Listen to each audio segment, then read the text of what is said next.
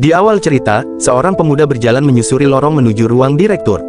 Langkahnya terlihat tenang, namun napasnya berat. Batuk kecil lolos dari bibirnya. Seorang sekretaris yang berdiri di depan pintu menoleh dengan cemas. "Direktur, Anda terlihat tidak baik. Anda tampak tidak sehat." Pemuda itu menutup mulutnya sejenak, menahan batuk. "Aku baik-baik saja," jawabnya pelan. "Aku masih bisa bertahan. Lanjutkan saja seperti rencana." Sekretaris itu ragu, lalu menunduk sopan. "Baik, tapi direktur pelaksana sudah menunggu Anda di dalam." Pemuda itu berhenti sesaat. "Kakakku, di mana dia?" Pintu terbuka. Dari dalam ruangan, seseorang yang sudah duduk santai di kursi direktur menjawab. "Aku di sini." Langkah Han Yong terhenti. Dalam hati, kenapa manusia itu ada di sini? Pria itu tersenyum tipis. "Hei, sudah lama, Han Yong." Han Yong menunduk sedikit, menahan perasaannya. "Senang bertemu denganmu, kakak. Kamu terlihat baik-baik saja," kata kakaknya sambil menyilangkan tangan. "Bagaimana kesehatanmu?" "Aku baik-baik saja." "Oh, syukurlah. Lalu bagaimana kabarmu di Rusia?" "Terima kasih atas perhatiannya," jawab Han Yong datar. "Semuanya berjalan sesuai rencana." Kakaknya tersenyum semakin lebar. "Bagus. Ujian untuk posisi ketua pasti lancar, bukan? Itu hanya tugasku." "Hanya tugas." Kakaknya tertawa kecil. "Perusahaan ini tumbuh sebesar ini karena kamu. Kita hanya perlu bekerja lebih baik." "Kita." Nada suaranya berubah tajam. "Hah, pasti sulit berpura-pura bersikap baik dalam situasi seperti ini." "Hei, hanya karena aku memujimu, jangan terlalu percaya diri." Ia mendekat sedikit. "Kita." Kata itu tidak berlaku untuk anak hasil perselingkuhan. Ia tertawa kecil, dingin. "Kamu pasti masih bingung, ya? Sejak awal, apa kamu belum mengerti? Itu bukan kita, kakak." "Diam." Tatapannya menusuk. "Bersyukurlah kau masih diizinkan menjadi bagian dari ini. Jangan pernah berpikir mengambil sesuatu yang bukan milikmu."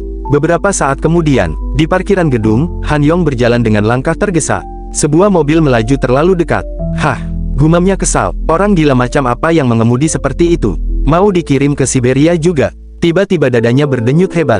Jantungnya terasa tidak stabil. Rasa sakit menjalar cepat. Napasnya terputus-putus. "Ah, obat," gumamnya sambil gemetar. "Tidak, cepat, aku harus cepat." Tangannya meraih pintu mobil. Sedikit lagi. Seseorang mencengkeram pergelangan tangannya. Han Yong terkejut. "Apa?" Suara asing terdengar panik. "Pak, apakah Anda baik-baik saja?" "Tenang, Pak." "Enyahlah," bisik Han Yong lemah. Dalam hati, ini batasnya. "Tidak, ini tidak mungkin. Aku butuh waktu lama untuk sampai di sini." Kata-kata itu terngiang kembali di kepalanya. Anak pelacur, menjijikkan. Tubuhnya kehilangan kekuatan. Han Yong terjatuh ke lantai parkiran. Gelap. Saat kesadarannya kembali, Han Yong mendapati dirinya berdiri di sebuah ruang asing. Gelap, hening. Di kejauhan, sebuah terowongan cahaya berpendar pelan. "Apa ini?" gumamnya kaget. Namun sebelum ia sempat berpikir, cahaya itu mulai menjauh. Terowongan itu seolah hendak menghilang. "Tunggu." Ia berlari. Langkahnya berat, napasnya terengah. Dalam hati, aku tidak bisa tinggal di sini. Masih ada banyak hal yang harus kulakukan. Aku belum selesai. Tolong." Ia mengulurkan tangan, memaksakan diri meraih cahaya yang kian memudar. Saat ujung jarinya hampir menyentuh sinar itu, matanya terbuka lebar. Langit-langit putih, bau antiseptik menusuk hidung. Ia terbaring di sebuah ranjang. "Rumah sakit," bisiknya. Namun suasana terasa aneh. Terlalu dingin, terlalu sunyi. Pandangan matanya bergeser. Di dinding, sebuah label besi tergantung. "Ini, ruang mayat." Belum sempat rasa panik menguasainya. Krek, pintu terbuka. Seorang petugas masuk sambil bergumam riang, bahkan bernyanyi kecil. "Gadis mabuk cinta, lalala." Ia berhenti mendadak. Matanya membelalak saat melihat sosok di atas ranjang. "Hah!" Han Yong bangkit setengah duduk. "Di mana ini?" Han Yong menatap petugas itu dengan napas masih belum teratur. "Di mana aku?" tanyanya pelan namun tegas. Petugas itu terdiam, wajahnya pucat. Apa? Bagaimana bisa?" gumamnya bingung. "Aku yang bertanya," kata Han Yong semakin kesal. "Tempat apa ini?" Tanpa menjawab, petugas itu buru-buru meraih ponselnya. Tangannya gemetar saat menekan nomor. Permisi, dokter. Anda harus segera turun. Ada pasien yang tadi dinyatakan meninggal, tiba-tiba hidup kembali." "Apa?" Han Yong menoleh ke sekeliling, lalu menunduk. Tubuhnya hanya tertutup kain kafan putih. "Apa ini?" serunya. "Di mana pakaianku?" Petugas itu menelan ludah. Pakaian. Maksudmu, pakaian?" Han Yong mengerutkan kening. "Apakah kamu tidak mengerti bahasa Korea?" Begitu kalimat itu keluar, ia membeku. "Suara ini, apa?" bisiknya. "Kenapa suaraku berubah?" Langkah cepat terdengar dari luar. Pintu terbuka lebar. Seorang dokter masuk dengan wajah tegang. "Apa yang sebenarnya terjadi di sini?" Petugas itu menunjuk ke arah ranjang. Well, seperti yang Anda lihat, dokter." Dokter itu mendekat, menatap monitor dan wajah Han Yong dengan tidak percaya. Tapi, jantungnya tadi tidak berdetak. Ia menunduk sedikit. Tuan Kim Chol, apakah Anda baik-baik saja? Hanyung terkejut. Apa yang kalian bicarakan? Katanya keras. Kim Chol, apa maksudmu? Ia menatap mereka satu persatu. Namaku Hanyung. Hanyung. Dokter itu menarik napas dalam. Anda pasti sangat bingung sekarang.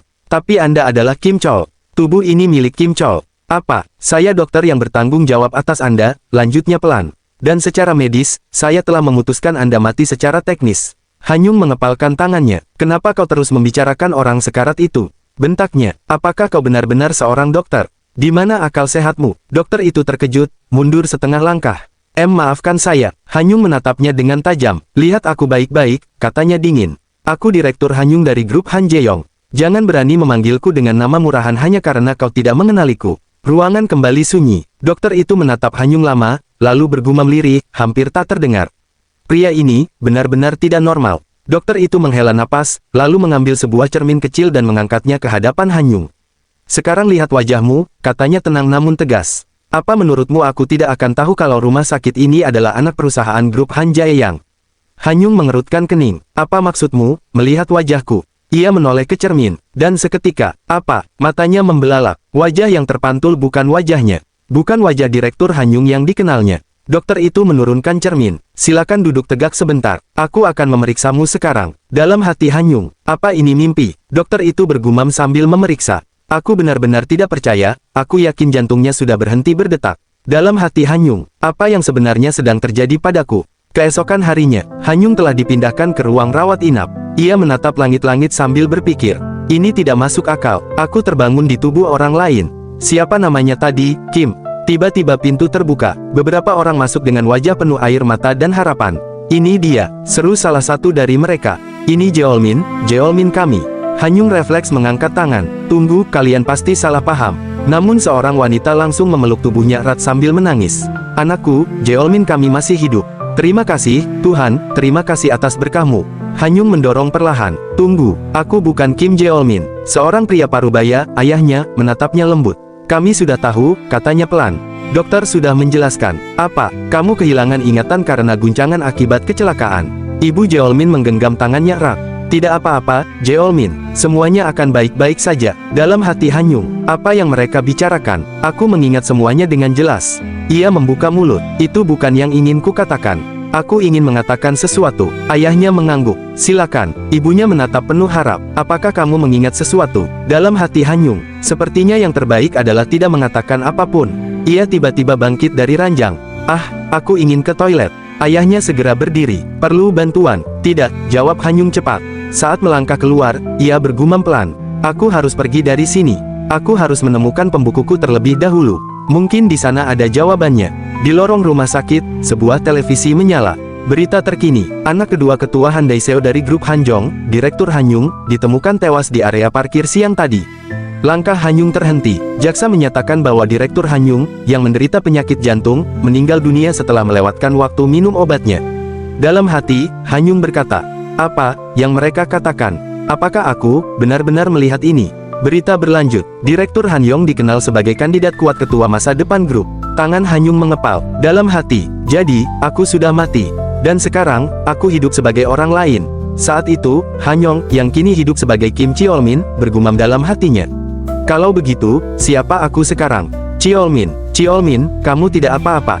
Beberapa orang mengerubunginya dengan wajah cemas. Jeolmin menoleh satu persatu. Siapa mereka? Ibunya mendekat dengan wajah penuh kekhawatiran. Jeolmin, kamu baik-baik saja. Perasaan itu, asing. Ini bukan sesuatu yang pernah ia rasakan di masa lalunya. Dalam hati, aku bukan Jeolmin. Tiba-tiba ia mundur, lalu berbalik dan berlari. Aku sudah bilang, bukan.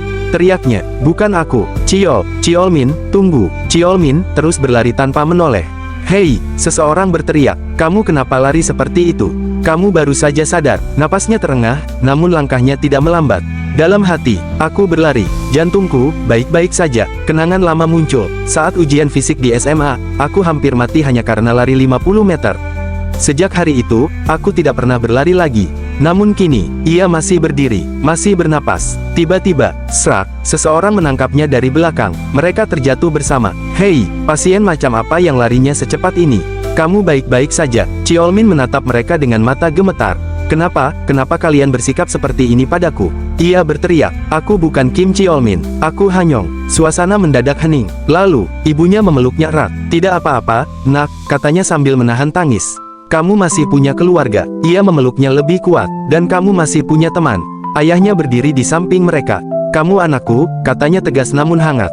"Santai saja." Ibunya menatap wajahnya. "Kamu bisa melakukannya, kan? Ibumu hanya senang diberi kesempatan untuk bertemu denganmu lagi." Dalam hati Cheolmin, apa ini? Perasaan ini, hangat, dan asing. Emosi seperti ini, tidak pernah kumiliki saat aku hidup sebagai Hanyong.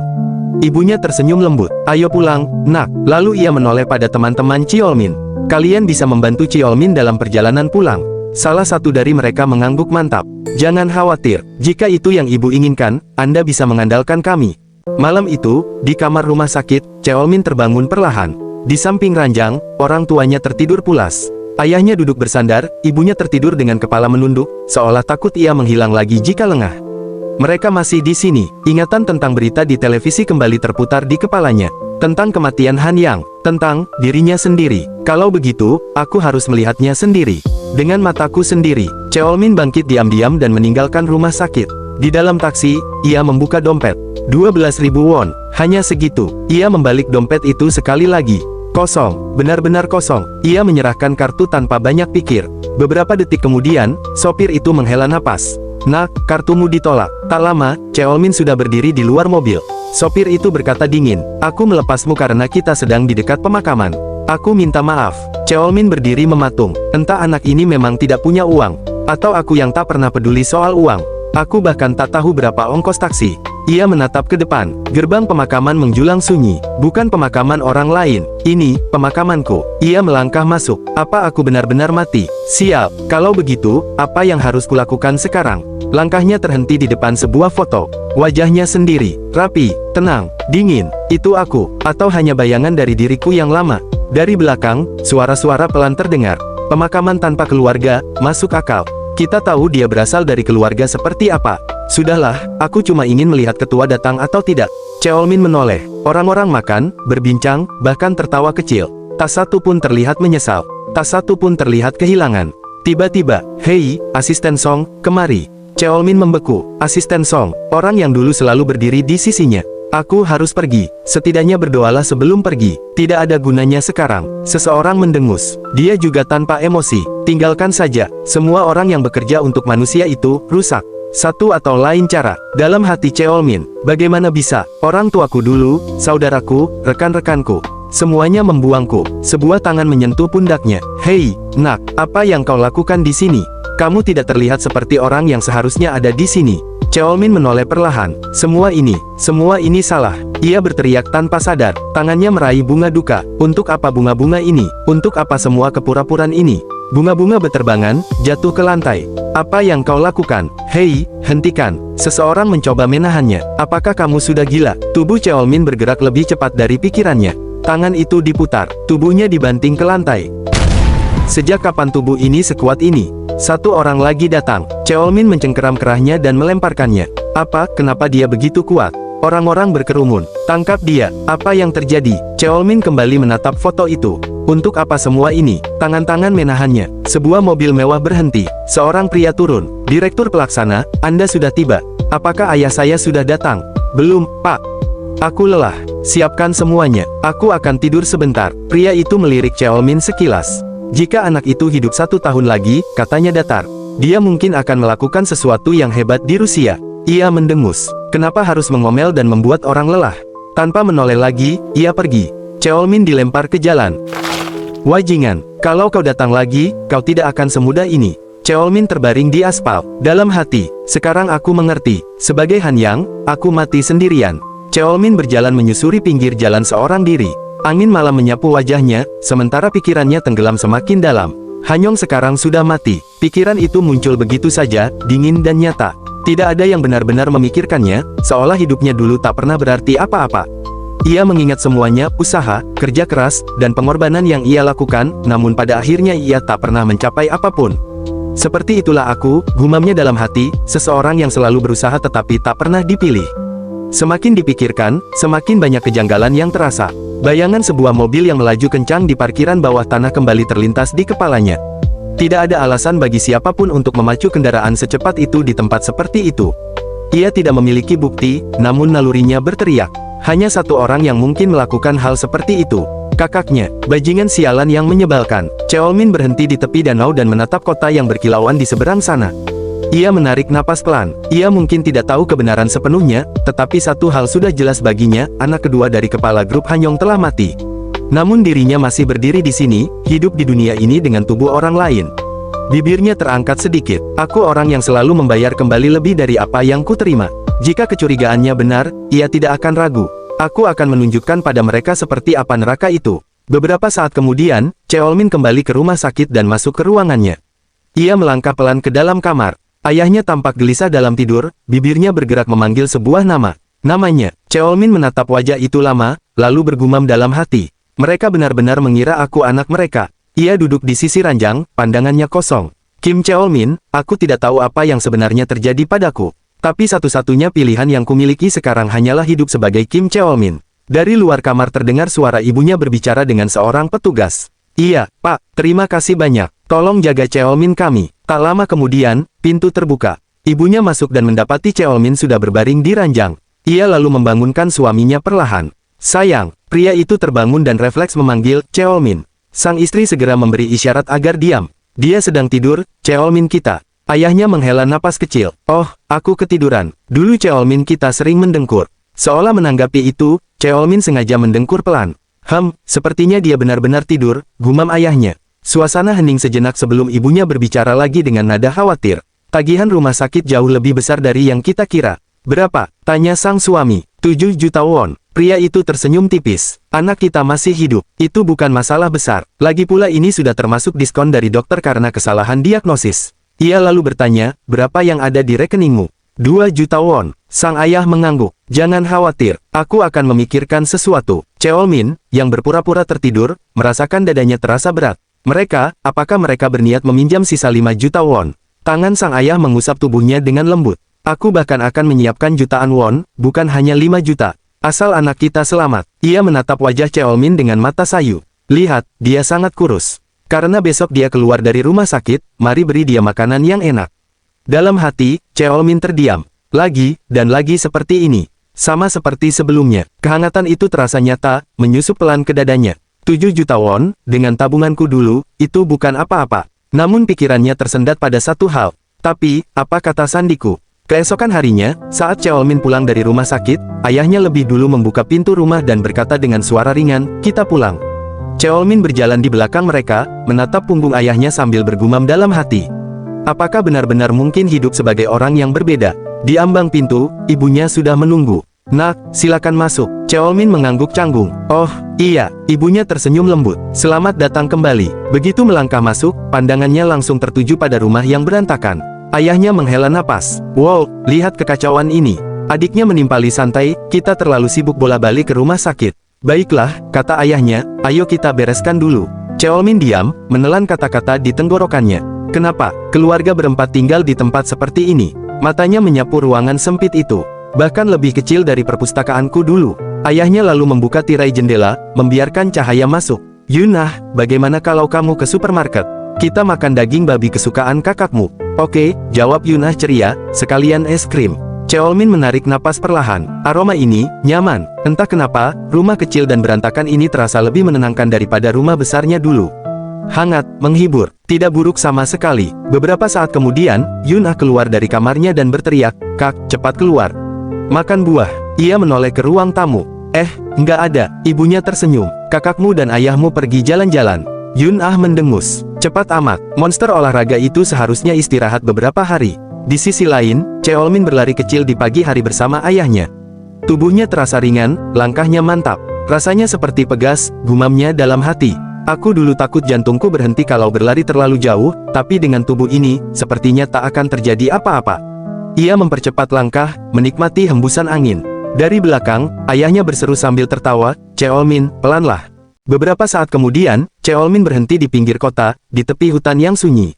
Keringat mengalir deras di pelipisnya, napasnya masih terengah, namun tubuhnya terasa aneh, ringan dan penuh tenaga.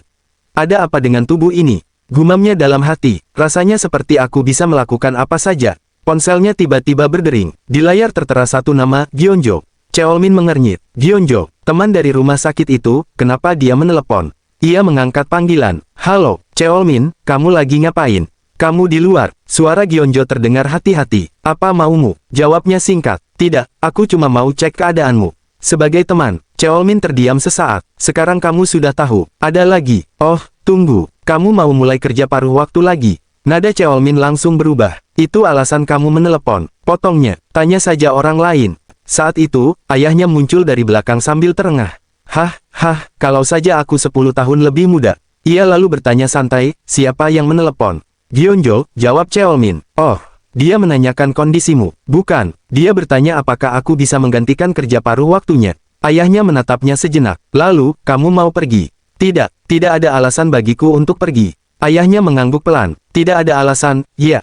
Tapi kalau tidak memaksakan diri, kenapa tidak membantu? Kenapa harus aku? Cheolmin membalas. Dia seharusnya bisa mengurusnya sendiri. Ayahnya tersenyum tipis. Kadang kamu terdengar dingin, Cheolmin. Tapi ayahmu suka orang yang mau membantu orang lain.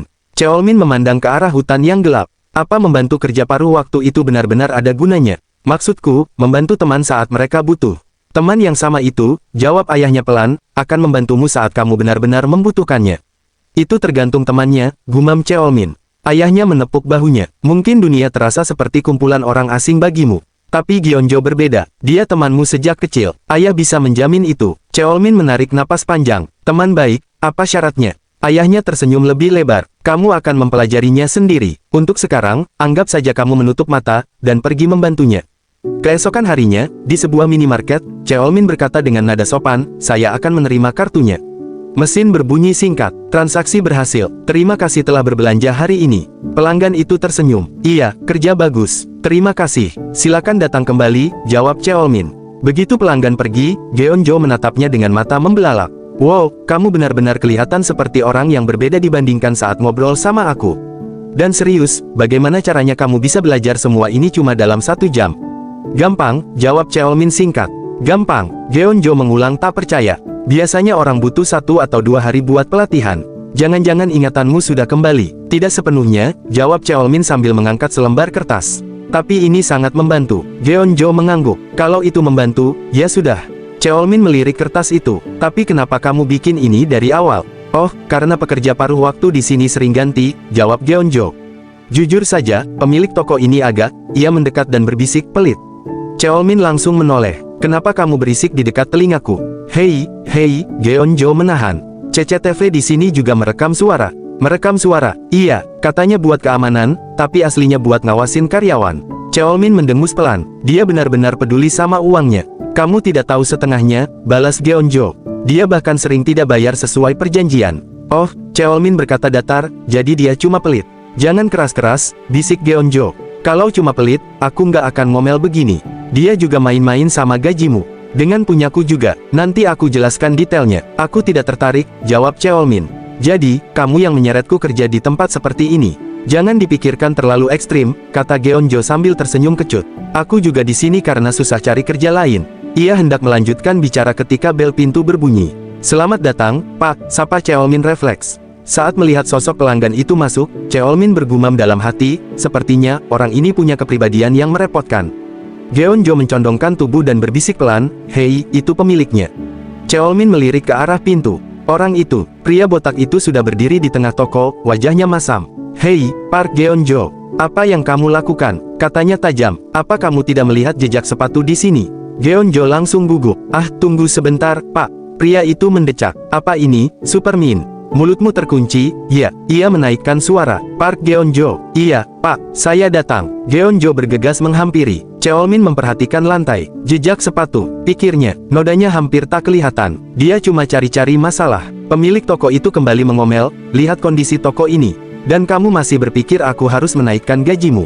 Dalam keadaan seperti ini, Cheolmin menghela napas dalam hati. Sama saja, tipe orang yang menjilat ke atas dan menekan ke bawah. Ia terkejut pada dirinya sendiri. Tapi kenapa aku yang jadi kesal? Tatapan pria botak itu tiba-tiba beralih ke Cheolmin. Oh, lihat siapa ini. Ia mendekat. Aku merasa pernah melihatmu sebelumnya. Jadi ini kamu. Cheolmin menatapnya lurus. Ya, Pak, kalau bertemu orang dewasa, yang kebetulan juga pemilik tempat ini, bukankah seharusnya kamu lebih sopan? Selamat siang, Pak, ucap Cheolmin singkat. Pria itu tertawa kecil tanpa humor. Anak ini makin kaku sejak terakhir kali aku melihatnya. Aku dengar soal rumah sakit itu. Jadi benar ya, kamu kehilangan akal di sana. Pak, Geonjo cepat menyela, Cheolmin masih diam, potong pria itu tajam sambil menoleh ke Cheolmin. Kamu tidak dengar aku bicara? Atau kamu memang tidak tahu cara menyapa dengan benar? Lalu ia berbalik ke Geonjo. Apa kamu melayani pelanggan dengan sikap seperti ini? Pak, Geonjo menahan napas, baru beberapa hari sejak dia keluar dari rumah sakit. Dia datang menggantikan shift terakhir, tapi dia bekerja dengan sangat baik.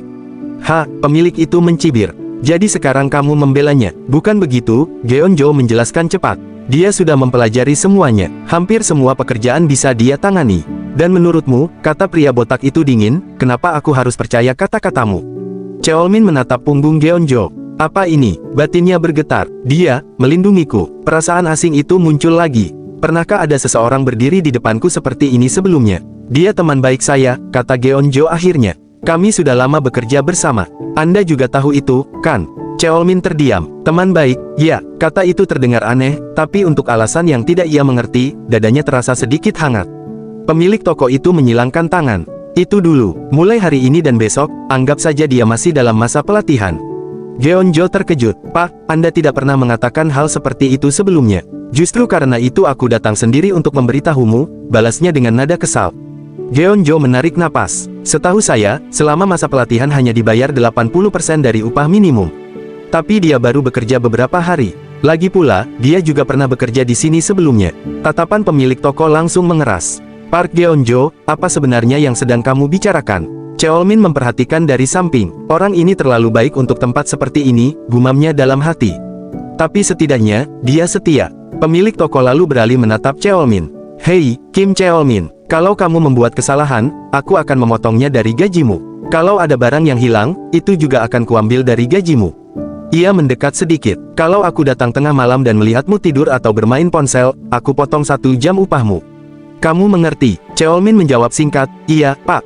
Bagus. Pemilik toko itu berbalik pergi, lalu berhenti sejenak. Park Geonjo, kamu juga ikut bertanggung jawab. Pastikan kamu ada di sini. Tanpa menunggu jawaban, ia melangkah keluar dari toko. Sebelum pemilik toko itu benar-benar pergi, Cheolmin menahan langkahnya. Tunggu sebentar, apa kita tidak menandatangani kontrak kerja? Tanyanya. Pemilik toko menoleh singkat dengan wajah tak sabar. Kenapa aku harus melakukan itu untuk seseorang yang cuma bekerja beberapa hari? Katanya dingin. Sambil melangkah pergi, ia menambahkan, dari mana kamu dengar omong kosong seperti itu? Lalu pintu pun tertutup. Cheolmin menghela napas pelan. Ini kacau, gumamnya dalam hati. Geonjo menepuk bahunya. Jangan terlalu marah. Aku akan coba bicara dengannya lagi. Cheolmin menoleh heran. Kenapa? Geonjo ragu sejenak sebelum menjawab, karena kita seharusnya kasihan padanya. Kamu pikir dia senang dipecat? Dia dipecat dari pekerjaan lamanya hanya karena mengeluh soal upah yang tidak dibayar dengan layak. Cheolmin terdiam. Dia tidak dibayar dengan benar. Geonjo langsung menutup mulutnya sendiri. Mulutku ini. Aku selalu mengacau tiap kali manusia datang. Cheolmin mendecak pelan. Kau benar-benar tersesat. Sudahlah, kita lihat saja kalau dia mengulanginya lagi. Malam pun tiba. Geonjo bersiap pergi. Sepertinya aku harus pulang sekarang. Kalau ada apa-apa, telepon saja. Cheolmin mengangguk. Baik, sampai jumpa. Saat toko kembali sepi, Cheolmin bergumam sendiri. Baiklah, 1 hari kerja selesai, atau setidaknya hampir. Belum selesai pikirannya, pintu terbuka. Seorang pria masuk dengan langkah sempoyongan. Selamat datang, kata Cheolmin otomatis. Pria itu menunjuk sembarang. Itu, berikan aku itu. Cheolmin mengambilkan rokok yang dimaksud. Rokok ini, ya, saya bantu transaksinya. Pria itu melempar kartu ke meja kasir. Sekalian ramen, tambahkan saja. Apa maksudnya? Batin Cheolmin. Setiap ramen harganya berbeda, Pak. Pria itu mendecak. Sial, kenapa kamu tidak punya akal sehat? Ambil yang mana saja. Oke, Pak. Cheolmin menyerahkan struk dan kartu. Namun pria itu kembali bicara, ramen ini, aku beli. Buatkan sekarang juga. Aku mabuk. Cheolmin menarik napas. Permisi, Pak, ramen itu layanan mandiri. Pria itu menatap tajam. Hei, paruh waktu. Kalau pelanggan bilang buat ramen, diam dan buat. Kenapa banyak bicara? Tenang dulu, kata Cheolmin pada dirinya sendiri. Pak, ramennya ada di sebelah kanan. Air panas sudah siap di belakang. Wajah pria itu langsung berubah. Keparat, kamu mengolok-olokku. Sebelum Cheolmin sempat bicara, rokok dilempar ke arahnya. Dengan refleks, Cheolmin menangkapnya. Oh, refleksku masih bagus, gumamnya. Lihat bajingan ini, teriak pria itu. Kamu tahu siapa aku? Cheolmin menatapnya datar. Sepertinya Anda sedikit mabuk. Pria itu tertawa kasar. Aku wakil direktur di Elektronik Gamsung. Kamu tidak mengenalku. Aku orang besar. Kamu bakal capek kalau harus melihat ke atasku. Wow, wakil direktur, pikir Cheolmin hambar. Lalu, ia mengangkat alis. Itu, pria itu tersulut. Apa lucu, brengsek? Cheolmin menjawab santai, kalau Anda mabuk, seharusnya pulang saja. Pria itu mengumpat panjang. Itulah kenapa kamu cuma paruh waktu. Tidak tahu hormat. Berani-beraninya bicara begitu pada wakil direktur. Cheolmin menyeringai tipis. Wakil direktur, ya, kedengarannya seperti seseorang yang terjebak di posisi itu, sementara yang lain terus melaju menjadi direktur. Pria itu terdiam sesaat. Apa? Cheolmin menambahkan pelan, ya, sepertinya Anda minum bukan karena bahagia. Cheolmin berbicara lagi dengan nada tenang, aku dengar lemari es keluaran terbaru penjualannya selalu rendah. Kamu pasti pernah terlibat langsung di sana. Pria itu langsung menegang. Apa yang kau bicarakan? Cheolmin menatapnya tajam. Kalau kamu benar pemimpin departemen peralatan rumah tangga, berarti kamu sudah lama bekerja di perusahaan itu, bukan? Wajah pria itu berubah. Bagaimana kamu bisa tahu? Cheolmin menyeringai tipis. Kalau perusahaan ingin menjaga citra mereka, mereka seharusnya lebih berhati-hati. Tapi lihat dirimu sekarang. Seorang wakil direktur membuat keributan di toko serba ada. Ia berhenti sejenak, suaranya merendah. Penjualan menurun selalu butuh kambing hitam.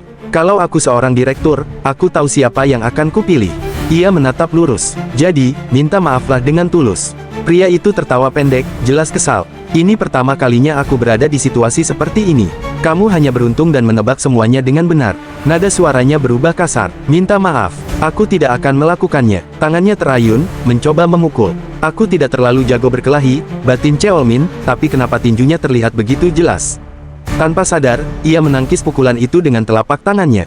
Pria itu terkejut. Apa yang kamu lakukan? Cheolmin menjawab datar, dengan kata-kata saja memang sulit. Aku bisa memukulmu dari sini, tapi aku tidak akan melakukannya. Ia mendekat ke telinga pria itu dan berbisik, aku akan memberimu hukuman yang jauh lebih buruk. Kamu sudah siap untuk itu, bukan? Pria itu tertawa kecil, meremehkan. Apa yang bisa dilakukan pekerja paruh waktu? Kamu bertingkah seperti ini karena merasa punya bukti CCTV ya?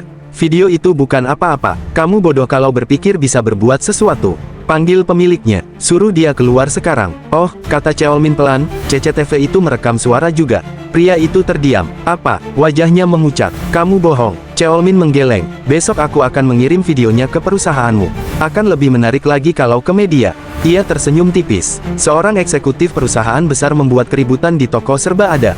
Judul yang bagus, bukan? Cheolmin melanjutkan tanpa emosi, promosi dibatalkan, sulit cari pekerjaan baru, bahkan rumah tangga pun bisa ikut hancur. Ia menatapnya lurus. Sekarang pilih, akhiri semuanya di sini, atau minta maaf dengan tulus. Kamu tahu mana jawaban yang benar? Pria itu tak mampu lagi menghardik.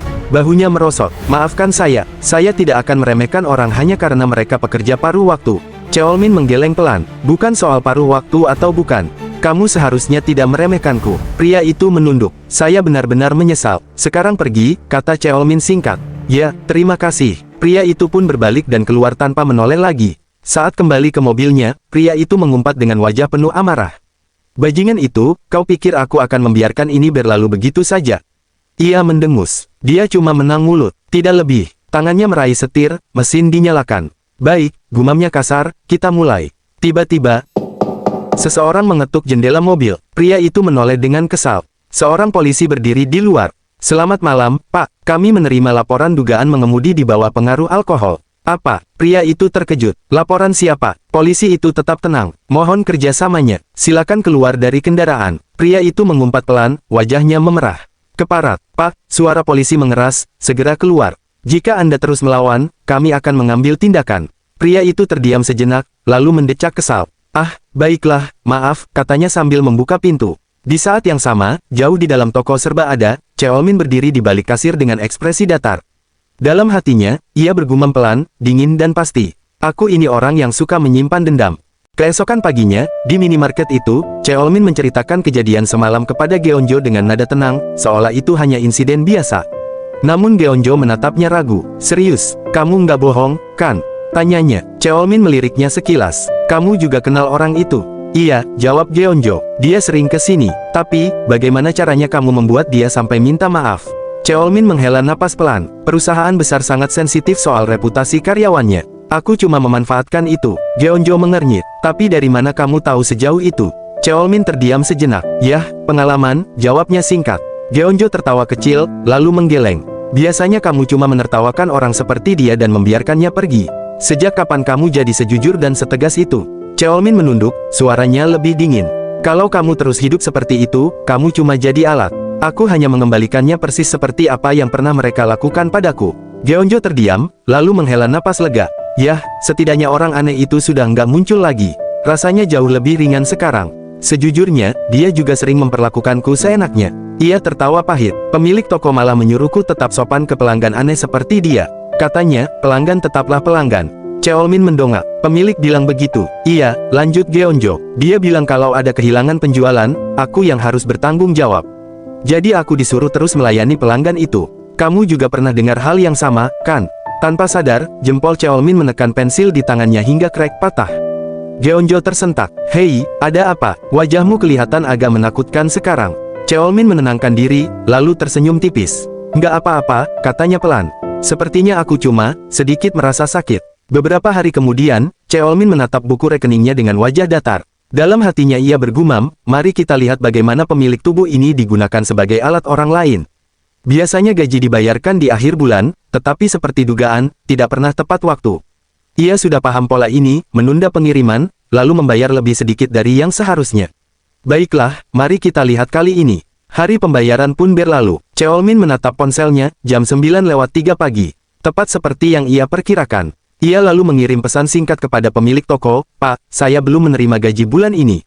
Tolong dicek. Tak lama kemudian, balasan masuk, akan saya periksa. Cheolmin tersenyum tipis. Balasan sesingkat ini. Jadi kamu memilih cara ini. Beberapa saat kemudian, ia keluar ke tengah keramaian menuju toko dan menelepon langsung.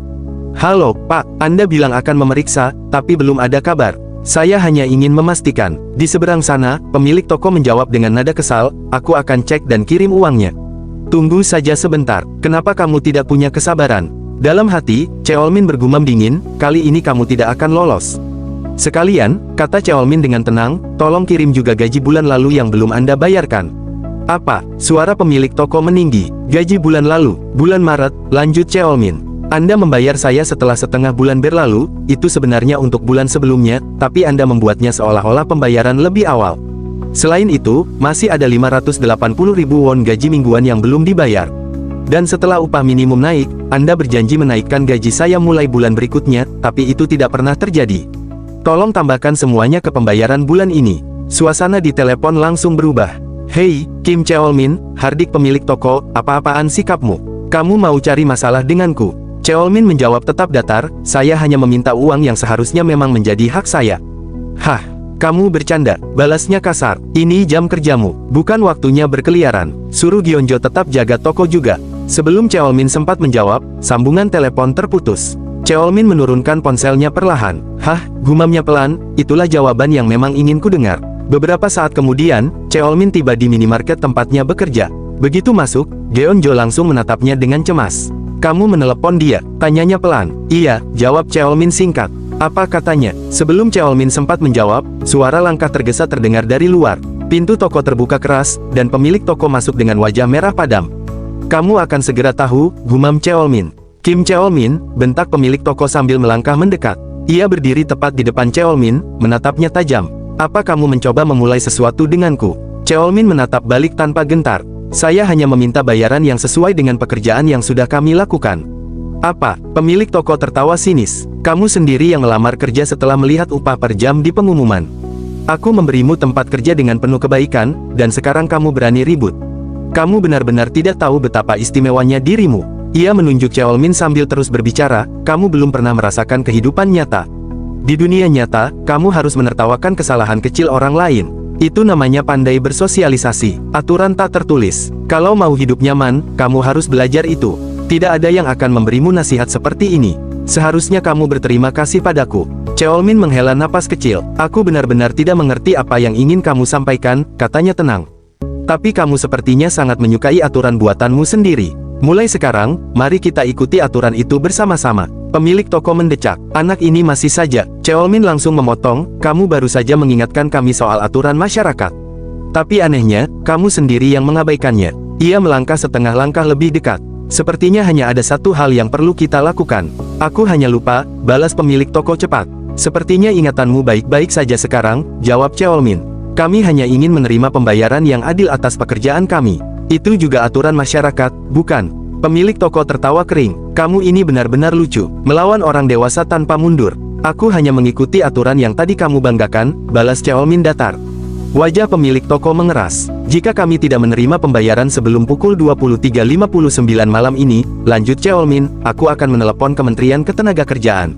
Apa? Pemilik toko membentak. Kamu berani mengancamku. Kalau kamu melaporkanku, aku akan melaporkan kalian atas pencurian, makan sisa makanan yang seharusnya dibuang. Mengerti? Dalam hati, pemilik toko mencibir. Orang-orang bertubuh kekar seperti mereka pasti tidak bisa menahan diri dari sisa makanan. Cheolmin hanya menatapnya tanpa ekspresi. Dalam hati, Geonjo teringat perkataan karyawan yang bekerja sebelum mereka. Saat itu, pria itu berbisik pelan sebelum pergi, oh ya, satu lagi. Kalian harus sangat berhati-hati soal makanan sisa. Pemiliknya jauh lebih pelit dan kejam daripada kelihatannya. Orang sebelumku pernah mengeluh soal gaji dan melapor ke Kementerian Ketenagakerjaan. Pemilik langsung mengajukan gugatan balik soal makanan sisa. Jadi hati-hati. Kembali ke masa kini, Geonjo tiba-tiba menyela, suaranya tenang tapi tegas. Silakan saja, kalau memang mau.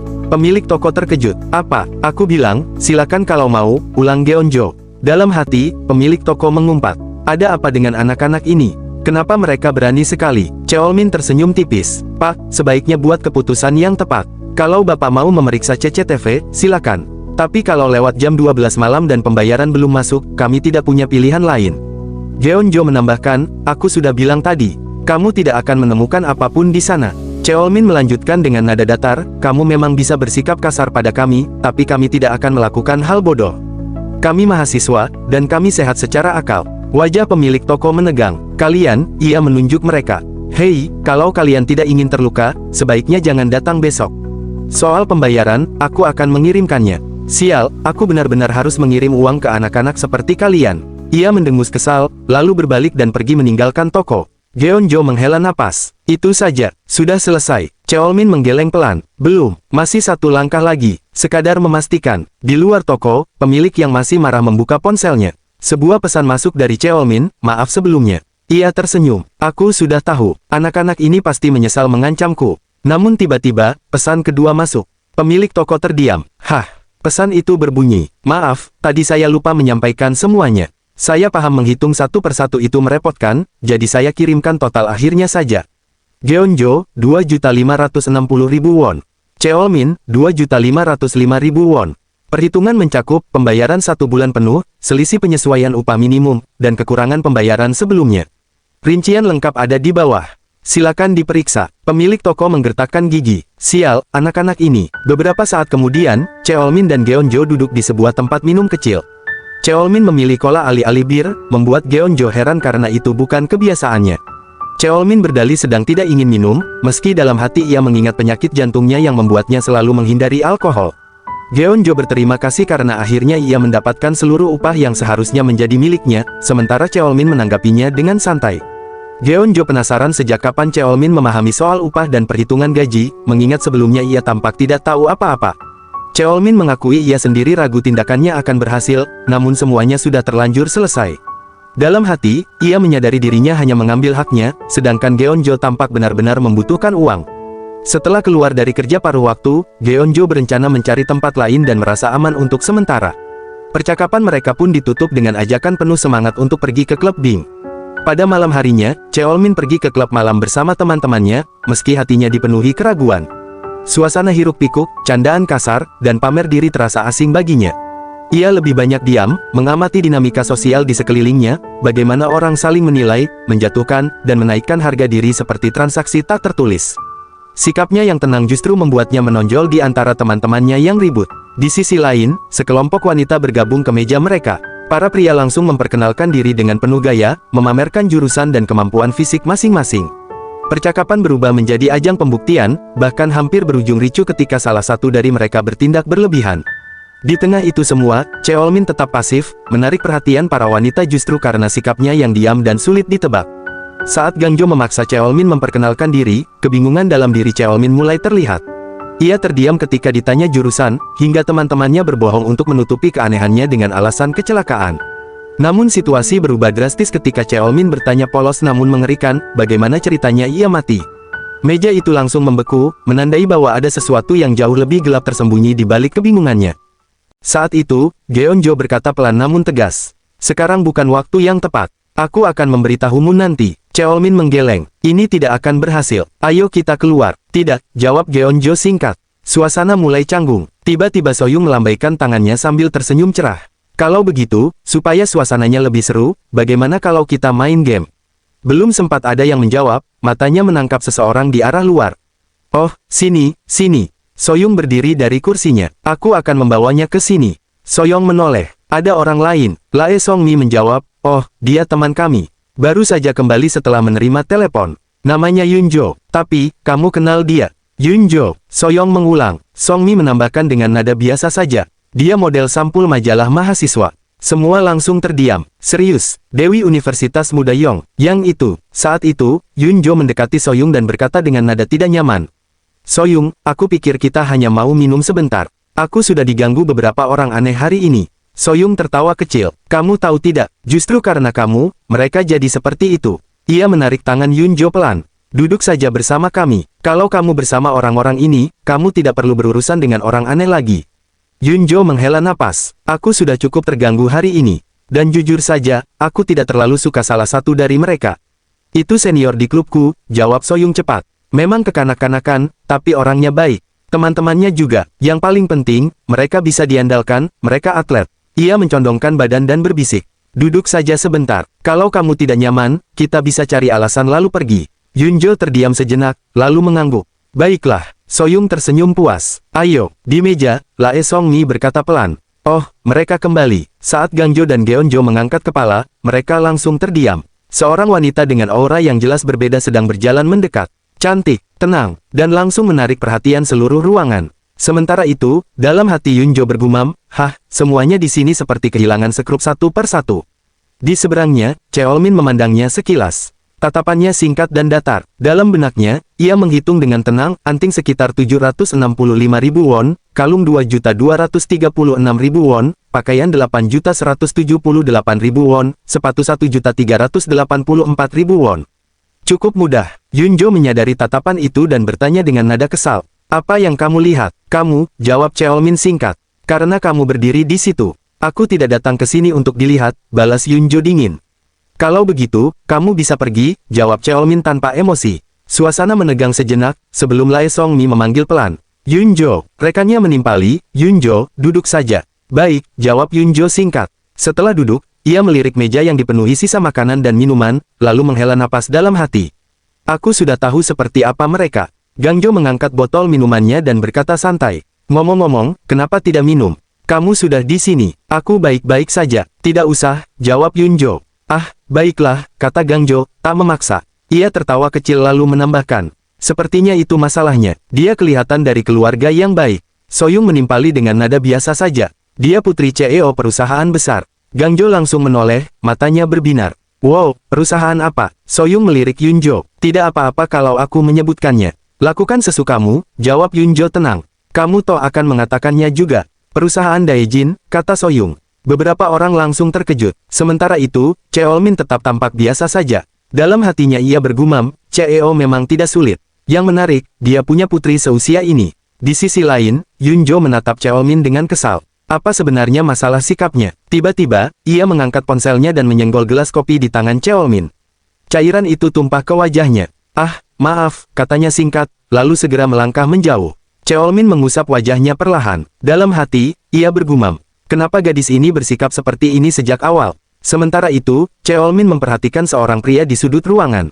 Pria itu menoleh sebentar, lalu dengan gerakan cepat membuka sebuah pil dan menjatuhkannya ke dalam minumannya sendiri. Di saat yang sama, Yunjo menjawab teleponnya. Apa? Katanya dengan nada lelah. Kenapa kamu menanyakan hal seperti itu sekarang? Aku mengerti, aku capek. Ia langsung menutup telepon. Pria yang tadi memasukkan pil itu pun mendekat sambil tersenyum. Permisi, katanya ramah. Aku sempat melihatmu tadi. Kamu sangat cantik. Ia mengangkat gelasnya sedikit. Mau minum bersama? Aku tidak, jawab Yunjo dingin. Aku datang bersama teman-temanku. Oh, jangan begitu, ujar pria itu sambil mendorong gelas ke arahnya. Satu gelas saja, minumannya enak. Kesabaran Yunjo habis. Oh, serius, katanya kesal. Aku sudah bilang tidak, apa kamu harus mendengarnya berapa kali supaya paham? Ia berbalik hendak pergi. Ah, wanita zaman sekarang, gumam pria itu kesal. Tiba-tiba, tangannya meraih pergelangan Yunjo. Yunjo langsung menoleh tajam. Apa yang sedang kamu lakukan? Kamu pikir kamu bisa bersikap seenaknya hanya karena kamu cantik? Katanya dengan nada mengancam. Aku cuma minta satu minuman. Lepaskan aku, bentak Yunjo. Kamu gila. Ah, sial, pria itu mendengus. Aku cuma ngajak minum. Kamu berani mengabaikanku. Yunjo menatap matanya, ada sesuatu yang salah. Tatapannya tidak fokus, terlalu bernafsu. Tolong, seseorang, tuh. Belum sempat ia berteriak lagi, sebuah tangan mencengkeram pergelangan pria itu dari samping. Ah, tanganku, jerit pria itu. Cheolmin berdiri di sana, ekspresinya datar, cengkeramannya kuat namun terkendali. Dengan tangan satunya, ia mengambil gelas dari tangan pria itu. Apa yang kamu lakukan? Bentak pria itu marah. Cheolmin menatap cairan di dalam gelas, lalu menoleh ke arahnya. Itu tidak penting sekarang. Ia mengangkat gelas itu setinggi mata pria tersebut. Aku lebih penasaran, apa yang kamu masukkan ke dalam minuman ini? Nada suaranya tenang, terlalu tenang. Haruskah kita ke polisi sekarang? Lanjutnya, dan menanyakannya langsung pada mereka. Wajah pria itu berubah. Apa? Geramnya. Kamu membuatku marah. Ia menarik tangannya dan mengayunkan tinju ke arah Cheolmin. Kamu pikir siapa dirimu ikut campur? Saat itu, Cheolmin bergumam dalam hati. Ah, aku tidak pernah benar-benar memikirkan situasi seperti ini. Jadi sekarang apa yang harus kulakukan? Belum sempat ia menyusun pikiran, tinju pria itu sudah melesat ke arahnya. Namun, sebelum pukulan itu mengenainya, tubuh Cheolmin bergerak lebih dulu. Ia mengelak dengan kecepatan refleks yang bahkan membuat dirinya sendiri terkejut. Hah, pria itu terpaku. Kamu, mengelak. Serangan berikutnya datang bertubi-tubi, ke kanan, ke kiri, tanpa jeda. Namun tak satu pun mengenai sasaran. Setiap pukulan hanya menyentuh udara kosong. Kenapa aku tidak bisa memukulmu? Teriak pria itu frustrasi. Dalam hati, Cheolmin bergumam, ini benar-benar berfungsi. Kalau aku berhasil menangkapmu, ancam pria itu dengan mata merah, kamu akan mati. Cheolmin menarik napas pelan. Kalau begitu, mungkin begini caranya. Ia memutar tubuhnya, mengangkat kaki dengan presisi, lalu meletakkan telapak kakinya tepat di kepala pria itu. Mata pria itu membelalak. Hah! Gerakan berikutnya terjadi dalam sekejap. Tendangan keras menghantam, dan tubuh pria itu langsung terlempar jatuh ke lantai. Cheolmin mengernyit. Ah, sepertinya aku memakai terlalu banyak tenaga. Pria itu tak bergerak lagi, pingsan. Kerumunan di sekitar mereka langsung ribut. Beberapa orang mengeluarkan ponsel dan mulai merekam. Hei, kata Cheolmin datar sambil menoleh. Tolong beri aku ponselmu sebentar. Orang yang merekam itu langsung pucat. Baik. Cheolmin menerima ponsel itu dan segera menelepon. Apakah ini polisi? Saya menangkap seseorang yang memasukkan obat-obatan aneh ke dalam minuman beralkohol. Saya punya buktinya. Tolong segera datang. Ia menutup telepon, lalu menoleh ke sekitar. Jangan ada yang menyentuh gelas itu. Setelahnya, ia mengembalikan ponsel tersebut. Terima kasih. Orang itu menatapnya bingung. Aku bahkan tidak tahu siapa dia. Tapi entah kenapa, aku merasa harus menuruti perkataannya. Cheolmin lalu berkata kepada dua pria di dekatnya, tolong jangan biarkan orang ini pergi. Serahkan dia langsung ke polisi. Baik, jawab mereka serempak. Saat itu, Yunjo mendekatinya dengan wajah tegang. Hei, kamu, katanya tajam.